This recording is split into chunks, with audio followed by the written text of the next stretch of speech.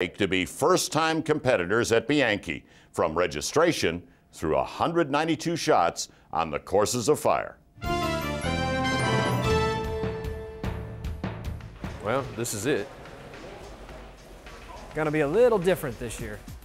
Going into register, it immediately hits me as soon as I walk through the door, because I open the door and there's the Bianchi Cup sitting there amongst all the other awards. And you know what that cup means when as soon as you see it, you can't deny it. That's a coveted trophy. Very few people have won that over the last 12 years. I've seen the cup, but this was the first time I went in the room as somebody who potentially could have a shot at the cup. Hey John, how you doing? I'm well, Beth, how are you? Mike, how are you? Good to see you again, Beth, we're good. We're registering. All right. And then you get that registration number and you find your name in the squad list, and it is a very real thing. It's neat to actually do that, see your name on the list, actually get a number and pin it on your back, and that was exciting for me. I enjoyed that very much. I'm nervous thinking about shooting plates and how difficult they are, the difficulties that each of these matches present, so it got to me right away.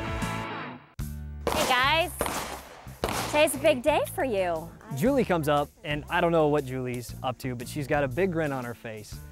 I've got something special. I hear you've been shooting pretty well. Oh. This is a very unique opportunity. So, John, this shirt here has got your name on it. Oh, it's beautiful. She unrolls the shirt, and I start to laugh. I can't stop laughing, because ever since Big Gray got his at the Steel Nationals, that's always been the talk on the office. Who's gonna get the next one? Who's gonna get their next shirts? We all need these shirts. We all shoot Smith & Wesson. Mike and John are really showing a lot of potential as shooters. You know, it's great to have them engaged in matches and also working them and filming them. So it just makes sense for us all around. And Mike, we got one. We even got your fan club logo on this guy. So, you know. Oh, yeah. That is smoking hot. Yes. I'm so excited. She went to the trouble of creating the Mike Irvine Fan Club logo and putting that on Mike's shirt. I thought that, yeah, that's a good one. That's a good one. There is a fan club that is on Facebook. I have nothing to do with it. Mike is a good sport, and he does have a fan club. He's an awesome guy. So when he saw that, I think his eyes lit up, and it made a difference. It was there for him. That's got to be some sort of crazy narcissism going on right there. Yeah. Yeah, I think everybody here who has some knowledge of what it is laughs at it as much as I do. And if anybody thinks I take myself that seriously, they just need to watch me shoot and know that I really do not take myself that seriously. And I have a really bad habit of, especially on the plates, and I did this to myself last year, looking at what Mike has done. I've created, with the help of the Abbotts, a two-handed draw, and that is making me much more consistent. If all that falls into play, I mean, I'd say he's got a pretty good chance. And then there's that whole incontinence issue. You know, he keeps that under control. You know, I think he's going to do really well. Probably, I'm going to predict at least 3 plates better than Mike, only because of the training. So you're saying there's a chance. There's a chance. He can come out a winner. When I started shooting USA almost 5 years ago, I couldn't hit a steel plate to save my life. So much so that it got in my head and I was actually scared to shoot a steel plate. Somewhere amongst last year, I started to develop trigger pull and a grip, and I started to hit these plates.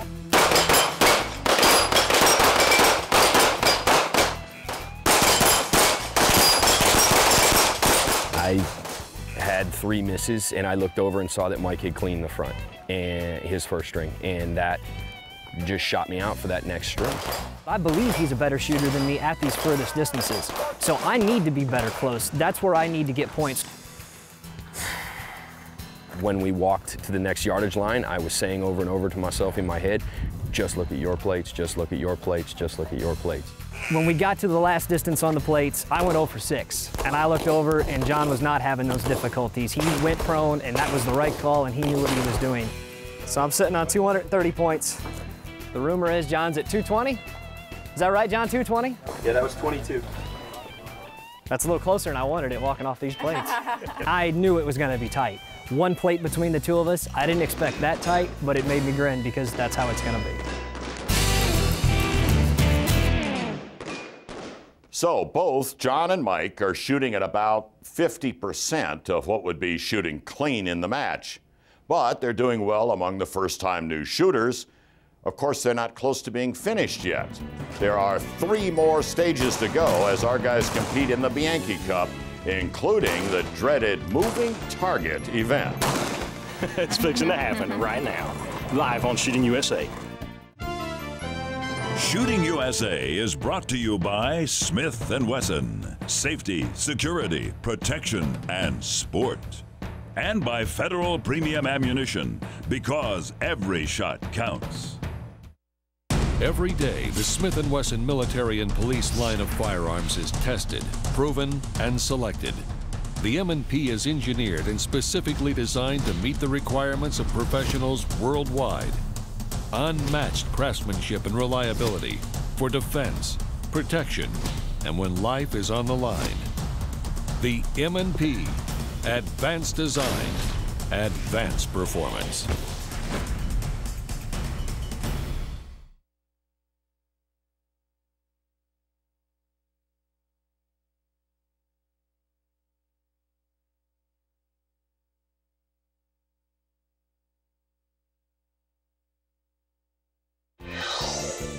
You're watching Shooting USA, news and information for America's gun owners. Different competitors have different views of the Bianchi Cup. Rob Latham will tell you the falling plates are the most terrifying stage in the shooting sports. For others, it's the mover. And the practical and barricade stages are not easy either. Well, with 3 to go, how will our guys fare? Here's the answer.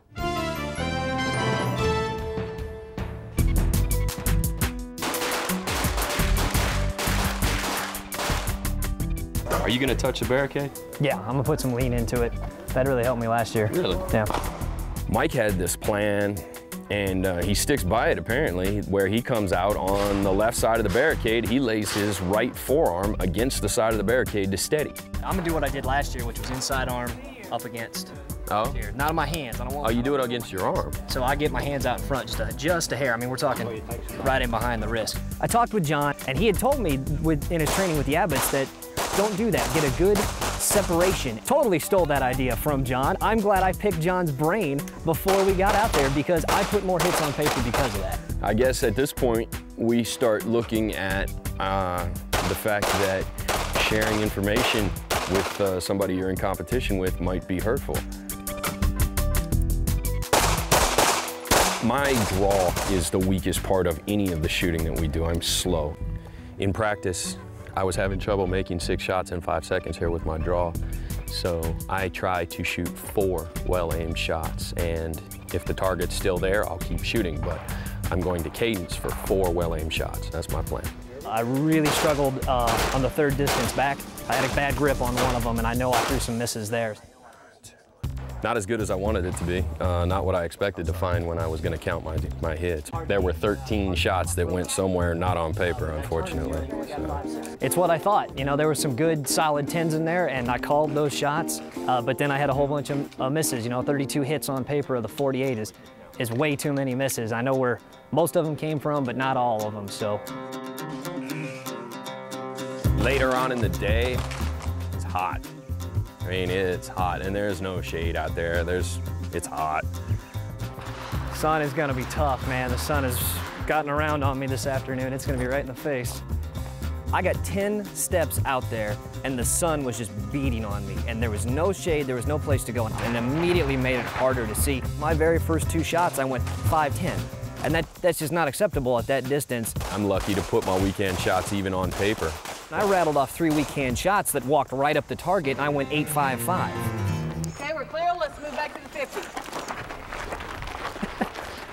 Oh, the long walk to 50 yards. It's so far away. The final walk back, walking back to the 50-yard line, my mind immediately starts racing. And it starts racing with 2 things. I have not practiced prone. I really don't know what I'm doing prone, and John does. That's a daunting thing to look at from 50 yards. You do have quite a bit of time at the 50 to break the shots, and I took advantage of that and made sure that those shots were on paper. Pretty small, you know, you're putting your front sight up there, and the front sight covers just about all of it. You know, I mean, you definitely can't discern the rings.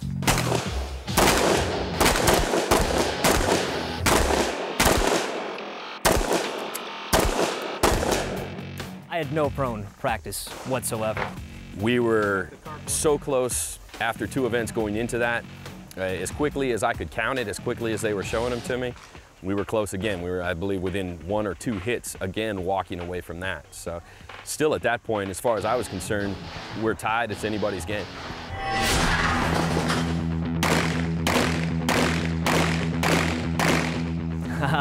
The mover.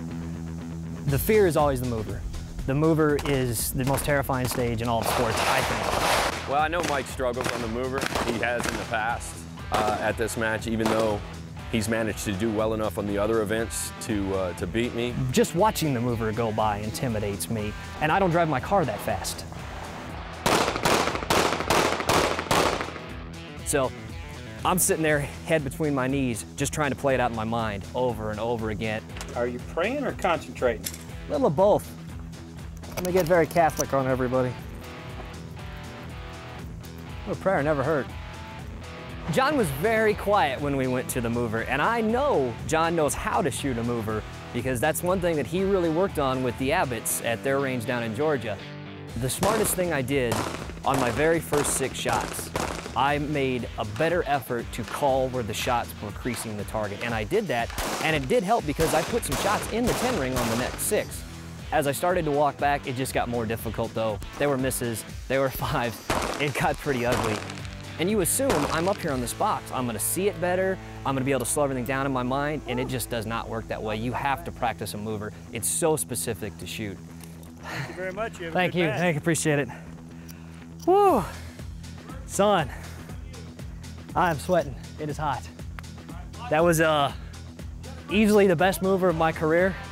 Not even close. I called some good shots and had some good hits, but still driving that gun. I gotta keep driving that gun.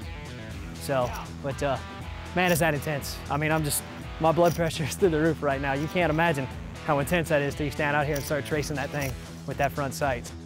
Based on my feelings on the other 3 events at this match, I really did feel calm and collected going into the mover.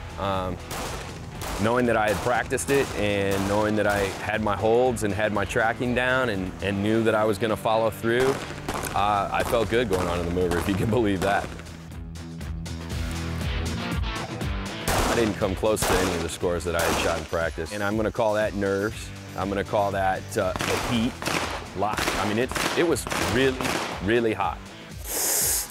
I'm happy to have that out of the way.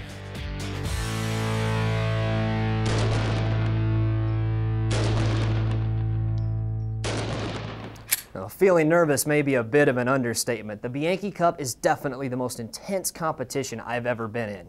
You could be there next year as a new shooter yourself with the right production gun, and this is my choice. This is the Smith & Wesson M&P Pro in 9mm. It has a 5-inch barrel, and that's going to help with accuracy. What I really like is the green fiber optic Novak front matched with a no glare rear. Suggested retail price, $800. Now, one more new product to get to today, and this is a